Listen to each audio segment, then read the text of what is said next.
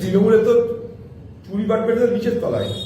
আপনার পাড়াতে যদি জানে যে এই লোকটা তৃণমূলকে ভোট দেবে না, তার উপর এখন থেকে হামলা হচ্ছে, এখন থেকে তাকে থ্রেট চলছে, এখন থেকে বলে দেওয়া হচ্ছে যে ভোটের দিন আপনি বেরোবেন না, এখন থেকে বলে দেওয়া হচ্ছে ভোটের দিন আপনি বাইরে চলে যান। তো সেটাকে ঠেকাবে তৃণমূলের সেই নিচের তলায় বুথ লেভেলে তৃণমূলের যে গুন্ডা, বুথ লেভেলে তৃণমূলের যে হারমান বাহিনী, তাদেরকে ঠেকাবে কে? তার জন্য সব থেকে আগে তৃণমূলের হারমান বাহিনীকে ধরে জেলে করে দাও, তারপরে ভোট। উপর দিয়ে কি কিছু হবে না। বজ্রাটির প্রসেসর এটাই হওয়ার সম্ভাবনা বেশি। প্রক্সি ভোট দিবে, আপনার ভোট তৃণমূলের নেতাকে দিয়ে আসবে। আপনি প্রতিবাদ করবেন তবে তো, আপনি তো প্রতিবাদ করবেন না, কারণ আপনাকে বলে দিচ্ছে প্রতিবাদ করো না, সে হিম্মত নেই আপনার। আপনাকে বলে দিচ্ছে আমরা থাকবো এখানটায়, সে হিম্মত করতে পারছেন না, ফলে আপনার ভোট আরেকজন দিয়ে দিচ্ছে। এটাই বাংলায় প্রক্সি ভোট হয়, এটাই বাংলায় চৌর্যবৃত্তি হয়, এটাই বাংলায় জালিয়াতি হয়। আজকে কিছু লোকের নাম বাদ গেছে, তার জন্য হয়তো হতে পারে প্রিকশন হিসাবে নিতে পারে, কারণ মানুষ তো ক্ষুব্ধ হবেই। আজকে যে পশ্চিমবঙ্গে এসআইআর, বাংলার মুখ্যমন্ত্রী চিৎকার করছেন, এই এসআইআর এর এই অবস্থার জন্য বাংলার মুখ্যমন্ত্রী আপনি নিজে দায়ী। প্রথম দিন থেকে আপনার চালাকি, প্রথম দিন থেকে আপনার নেতৃত্বে এই পশ্চিমবঙ্গের প্রশাসনের নির্বাচন কমিশনকে মদত, তারপর আপনি সমস্যা তৈরি করে সমস্যার ফায়দা নেবার জন্য ময়দানে নেমেছেন। নির্বাচন কমিশন এটা করবে, রাহুল গান্ধী সব থেকে আগে সতর্ক করেছিল ভারতবর্ষের মানুষকে, শুধু বাংলার মানুষকে নয়, যে আজকে নির্বাচন কমিশনের যে এসআইআর প্রক্রিয়া, এই এসআইআর প্রক্রিয়া ডিলিশনের প্রক্রিয়া, নাম বাদ দেওয়ার প্রক্রিয়া, নাম জোড়ার প্রক্রিয়া নয়। সর্বপ্রথম ভারতবর্ষের মানুষকে রাহুল গান্ধী, ভারতবর্ষের সব পার্টি নেতা থেকে রাহুল গান্ধী সমস্ত কিছু বুঝিয়ে বলেছিল।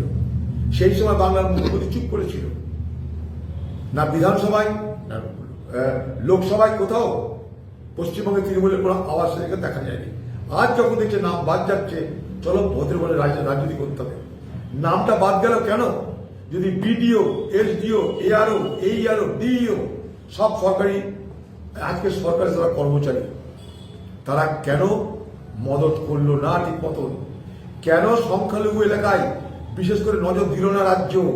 আজকে আপনি বলছেন সংখ্যালঘুদের নাম বাদ যাচ্ছে। সেদিন তো আপনার বোঝা উচিত ছিল যে সংখ্যালঘুদের নাম বাদ দেওয়ার জন্যই এসআইআর। তা যদি হতো তাহলে সেই সংখ্যালঘু এলাকায় যাতে মানুষ বিপদে না পারে, কাগজপত্র সবকিছু আপনি ব্যবস্থা করতেন। আপনাকে আমি দাবি করেছিলাম এসআইআর যখন চলছে, যে একদিকে এসআইআর আপনি চালু করুন বাংলার দুয়ারে সরকার, যাতে মানুষের কাগজপত্র কোনো অসুবিধা না হয়। করেছিলেন না? যখন এসআইআর করতে তখন আমি দাবি করেছিলাম দুয়ারে এসআইআর হোক। আপনি পারতেন 90,000 সরকারি কর্মচারীকে আপনি দিয়েছেন এসআইআর করার জন্য, তারা দরজা দিয়ে যেতে পারতো না, তাহলে এই ঝামেলা থাকতো না। নামের বানান ভুলে সমস্যা, তারিখ ভুলে সমস্যা, এ আ ওই ওই এর সমস্যা, এই সমস্যা আপনি তৈরি করেছেন। তারপরে সুপ্রিম কোর্টে গিয়ে নকরা করছেন, ভোটের আগে রাজনীতি করার জন্য হাতিয়ার পেয়ে গেছেন আপনি। দেখুন বিজেপি নেতারা তো টার্গেট করেই এসছে এখানটায়, নির্বাচন কমিশন সামনে রেখে। কেউ মৃত তাকে আমরা বলি না জীবিত, কেউ জীবিত তাকে আমরা বলি না মৃত। তাতে কি বাদ গেছে না বাদে তারা জানে।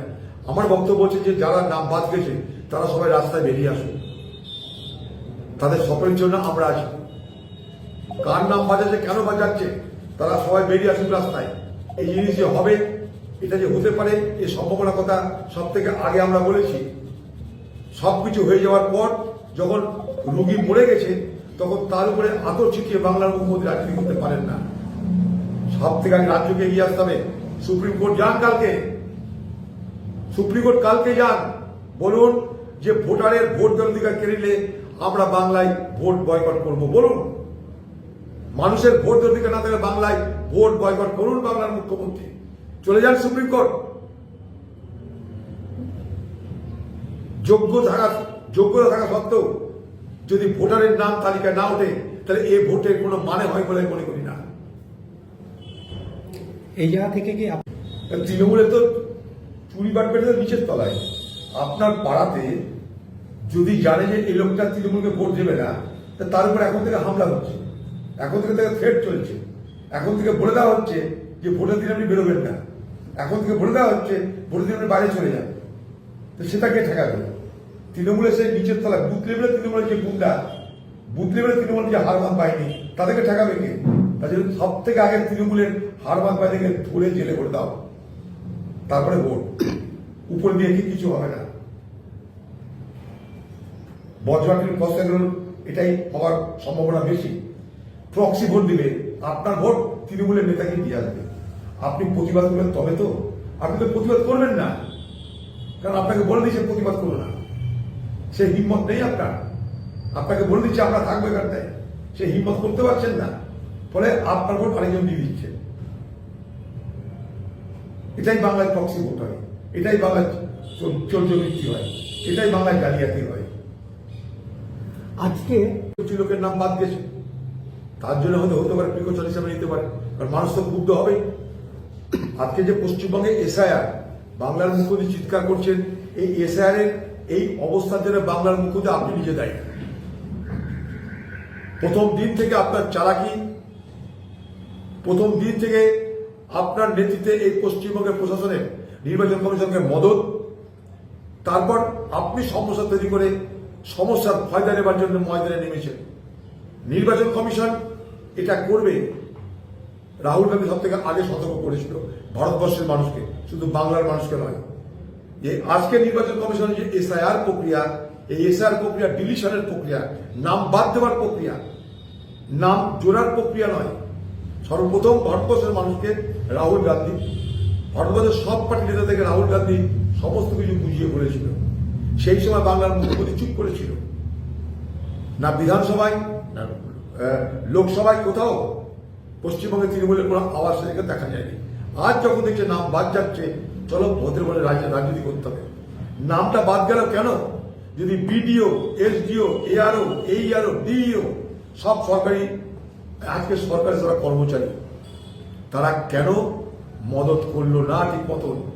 কেন সংখ্যালঘু এলাকায় বিশেষ করে নজর দিল না রাজ্য? আজকে আপনি বলছেন সংখ্যালঘুদের নাম বাদ যাচ্ছে। সেদিন তো আপনার বোঝা উচিত ছিল যে সংখ্যালঘুদের নাম বাদ দেওয়ার জন্যই এসআইআর। তা যদি হতো তাহলে সেই সংখ্যালঘু এলাকায় যাতে মানুষ বিপদে না পড়ে, কাগজপত্র সবকিছু আপনি ব্যবস্থা করতেন। আপনাকে আমি দাবি করেছিলাম এসআইআর যখন চলছে, যে একদিকে এসআইআর আপনি চালু করুন বাংলার দুয়ারে সরকার, যাতে মানুষের কাগজপত্র কোনো অসুবিধা না হয়। করেছিলেন না? যখন এসআইআর করতে তখন আমি দাবি করেছিলাম দুয়ারে এসআইআর হোক। আপনি পারতেন 90,000 সরকারি কর্মচারীকে আপনি দিয়েছেন এসআইআর করার জন্য, তারা দরজা দরজা যেতে পারতো না, তাহলে এই ঝামেলা থাকতো না। নামের বানান ভুলে সমস্যা, তারিখ ভুলে সমস্যা, এ আ ওই ওই এর সমস্যা, এই সমস্যা আপনি তৈরি করেছেন। তারপরে সুপ্রিম কোর্টে গিয়ে নকরা করছেন, ভোটের আগে রাজনীতি করার জন্য হাতিয়ার পেয়ে গেছেন আপনি। দেখুন বিজেপি নেতারা তো টার্গেট করেই এসেছে এখানটায় নির্বাচন কমিশনের সামনে রেখে। কেউ মৃত তাকে আমরা বলি না জীবিত, কেউ জীবিত তাকে আমরা বলি না মৃত। তাতে কি বাদ গেছে না আমাদের তারা জানে। আমার বক্তব্য হচ্ছে যে যারা নাম বাদ গেছে তারা সবাই রাস্তায় বেরিয়ে আসুন, তাদের সকলের জন্য আমরা আছি। কার নাম বাজাচ্ছে, কেন বাজাচ্ছে, তারা সবাই বেরিয়ে আসুন রাস্তায়। এই জিনিস যে হবে, এটা যে হতে পারে, এই সম্ভাবনার কথা সব থেকে আগে আমরা বলেছি। সবকিছু হয়ে যাওয়ার পর যখন রোগী মরে গেছে, তখন তার উপরে আতর ছিটিয়ে বাংলার মুখ্যমন্ত্রী রাজনীতি করতে পারেন না। সব থেকে আগে রাজ্যকে এগিয়ে আসতে হবে। সুপ্রিম কোর্ট যান কালকে, সুপ্রিম কোর্ট কালকে যান, বলুন যে ভোটারের ভোট দেওয়ার অধিকার কেড়ে নিলে আমরা বাংলায় ভোট বয়কট করব। বলুন মানুষের ভোট দেওয়ার অধিকার না থাকলে বাংলায় ভোট বয়কট করুন বাংলার মুখ্যমন্ত্রী। চলে যান সুপ্রিম কোর্ট। যোগ্যতা থাকা সত্ত্বেও যদি ভোটারের নাম তালিকায় না ওঠে, তাহলে এই ভোটের কোনো মানে হয় বলে মনে করি।